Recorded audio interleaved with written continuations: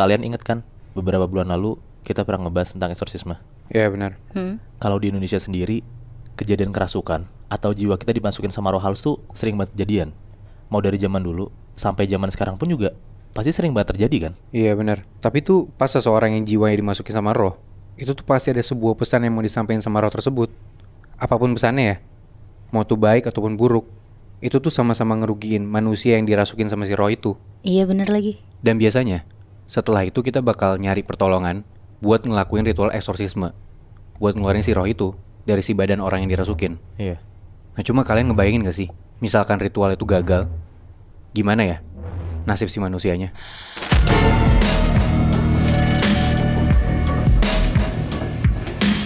Dengarkan versi lengkapnya hanya di aplikasi Noise. Jadi di daerah Bekasi, sekitar tahun 2011-an, ada satu keluarga isinya tuh Pak Jerry, usianya 50-an tahun, istri dan 2 anaknya. Nah anak pertama namanya Beno dan anak kedua namanya Stella. Beno ini udah hampir 30-an tahun dan Stella ini masih kuliah. Ini keluarga cemara banget Nat, Muy, harmonis dan Pak Jerry ini ya bisa dibilang pengusaha yang punya toko besar kayak agen gitulah. Dan satu keluarga ini namanya udah gue samarin ya. Oke. Karena ini sebenarnya aib banget. Jadi Pak Jerry ini punya 3 saudara. Dia tuh anak tengah. Dan di antara 2 saudara lainnya, dia tuh yang paling mendingan lah. Hidupnya tuh lebih bagus, pengelolaan keuangannya bagus. Sedangkan 2 saudara lainnya tuh gak kayak dia. Oh. Nah suatu hari, neneknya Stella sama Beno, yang mana itu nyokapnya Pak Jerry ini, itu tuh meninggal. By the way sebelumnya kakeknya udah meninggal lama ya. Jadi ya memang udah tinggal neneknya doang. Nah si neneknya ini sebelum meninggal diurus sama adiknya Pak Jerry, cewek. Kita sebut aja namanya Bu Jessica ya. Oke. Nah menurut Bu Jessica ini, ibunya mereka itu pesan kalau sebelum si ibu ini meninggal, si neneknya Stella dan Beno, itu sebagian harta si nenek ini tuh harus dikasih ke Jessica. Karena dia yang ngurus si nenek ini kan, dia yang ngurus ibunya gitu. Oke. Nah ya kalau dari Pak Jerry, ya Pak Jerry biasa aja karena kan emang adiknya yang ngurus anyway gitu kan. Pak Jerry juga sebenarnya yang selalu nge-support secara finansial juga buat ngurusin si ibunya ini. Dan selalu bantu-bantulah sebelum akhirnya ibunya ini meninggal. Dan dia juga gak punya masalah dengan hal itu. Kayak ya udah warisannya dibagi lebih banyak pun ke Jessica juga gak apa-apa. Gua gak tahu ya pastinya sebesar berapa gitu, maksudnya si warisan ini nominalnya ataupun setengah ataupun sebagiannya tuh sepertiga apa berapa gue nggak tahu. Tapi intinya pembagian warisan ini nggak disetujuin sama kakaknya Pak Jerry yang nomor 1. Intinya kakaknya atau abangnya Pak Jerry ini nggak mau lah buat hartanya tuh jatuh ke tangannya Jessica. Yang tadi gue bilang mungkin orang-orang yang kerasukan di Indonesia itu udah banyak banget, tapi kita masih jarang banget mendengar ada eksorsisme di Indonesia kan. Nah walaupun jarang, tapi itu sebenarnya ada Nat. Sampai-sampai di Indonesia pun juga caranya sama kayak yang di luar negeri, yang kayak di film-film kita nonton gitu loh. Ada tim atau orang yang dipercaya sama uskupnya buat ngelakuin ritual pengusiran setan itu. Nah gue bakal ngasih tau dulu nih ciri-ciri orang yang lagi kerasukan, dan ini tuh langsung menurut dari pastor yang udah biasa nanganin kejadian-kejadian kerasukan kayak gitu. Dan si pastor ini pun juga udah sering ngelakuin tindakan eksorsisme lah. Yang pertama, si orang ini yang kerasukan ini bisa tahu masa lalu, sekarang, ataupun yang akan datang tanpa ada informasi apapun yang dia dapat. Si orang yang kerasukan ini? Iya. Wow. Dan yang kedua, ciri-ciri orang yang lagi kerasukan ya, kata si pastor ini bisa atau fasih kayak bahasa asing, padahal orang tersebut tuh gak pernah belajar sama sekali. Iya gue pernah nonton tuh yang kayak gitu. Yang ketiga, si orang ini punya kekuatan melebihi manusia normal. Nah indikasi yang ketiga ini biasanya dilihat tuh langsung dari pasturnya pas pasturnya lagi ngedoain. Dan yang terakhir, gak suka atau nolak bahkan ngehujat hal-hal yang berhubungan dengan rohani. Misal kayak ada air kudus, salib atau kitab suci. Pas itu si orang yang kerasukan tuh langsung bereaksi gitu loh.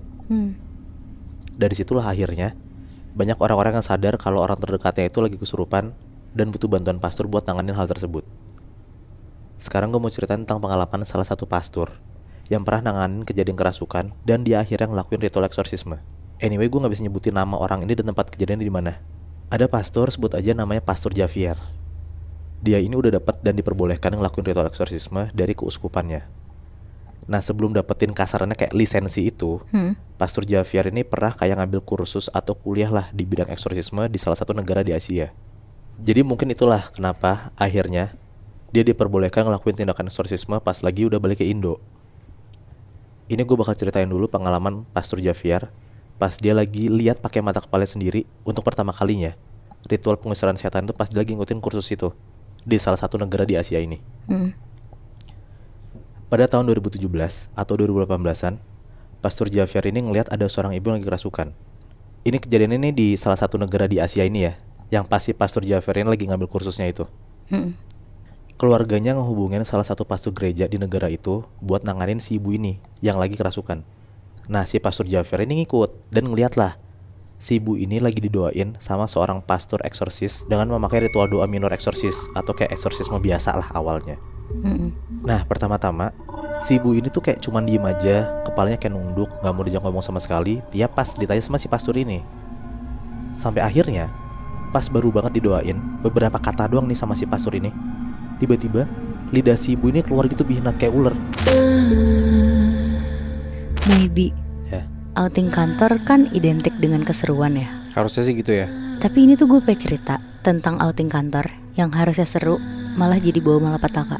oh, Jadi sekitar tahun 2018 ada satu perusahaan startup di Jakarta yang karyawannya tuh masih cuma 5 orang. Ngadain outing kantor dengan kegiatannya tuh camping. oke. Mereka mutusin untuk camping ke Alas Purwo, Banyuwangi. Singkat cerita, mereka tuh berangkat ke Alas Purwo dan sampai sana tuh sekitar jam 2 siang. Terus mereka buka tenda di dekat Pantai Pancur. Nah, karena mau ngerasain camping yang lumayan sepi, mereka buka tenda tuh agak jauh dari keramaian dan lebih ngedeket ke arah pantainya, Moibi. Jadi kita sebut aja 5 orang ini tuh namanya Bayu, Audi, Ojan, Reza, dan Irfan. Mereka berlima tuh masih seumuran, sekitar umur-umur 25-27 tahunan lah kira-kira. Mereka berlima tuh ngebuka satu tenda yang lumayan gede gitu, Moibi. Terus sekitar jam 8 malam, mereka tuh mau bakar-bakaran kayak barbekyuan gitu. Kira-kira 2 jam mereka makan, sekitar jam 10 tuh udah pada masuk tenda karena ngantuk. Nah, si Ojan kebelet buang air besar. Akhirnya dia keluar tenda lah nyari toilet. Jadi di deket tenda mereka tuh kayak ada guest house dan tempat-tempat penginapan lainnya yang emang gak begitu jauh. Terus si Ojan jalan deh tuh ke arah guest house-nya karena ada toiletnya. Pas lagi jalan sendirian, Ojan tuh kayak kesandung dan jatuh. Ternyata dia tuh kesandung batu gede gitu, Moibi. Dan pas Ojan jatuh, Ojan tuh ngeliat kayak ada sesuatu di dalam pasir gitu. Warnanya merah. Pas dia coba gali sedikit, ternyata itu tuh kayak cincin batu akik yang warna merah gitu, Moibi. Oh. Karena si Ojan mikir itu bagus dan dia mikir itu mungkin kalau dijual mahal, jadi dia langsung tuh dipakai di saat itu juga. Udah tuh dia lanjut buang air besar. Setelah selesai dia langsung baliklah ke tenda. Teman-teman yang lain tuh udah pada tidur dan dia ikutan tidur juga. Nah, sejam kemudian, Moibi, Reza tuh ngedenger kayak ada suara teriak-teriak, tapi itu tuh suaranya si Ojan. Dan pas Reza kebangun, Ojan tuh gak ada di sebelahnya. Akhirnya Reza langsung keluar tuh dari tenda nyariin si Ojan.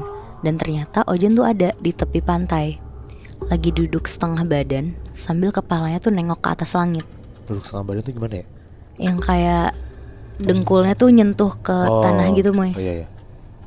Nah, ngeliat Ojan kayak gitu, Reza tuh langsung kaget banget dan dia langsung teriak-teriak lah ke si Ojan. Tapi Ojan tuh gak ngerespon apa-apa. Reza langsung lari lah ke arah Ojan. Dan begitu udah makin deket ke Ojan tuh langsung lari ngejauh dari Reza, Moy. Dia lari, tapi larinya tuh kayak binatang yang tangannya tuh juga ikutan jadi kaki gitu, kebayang gak?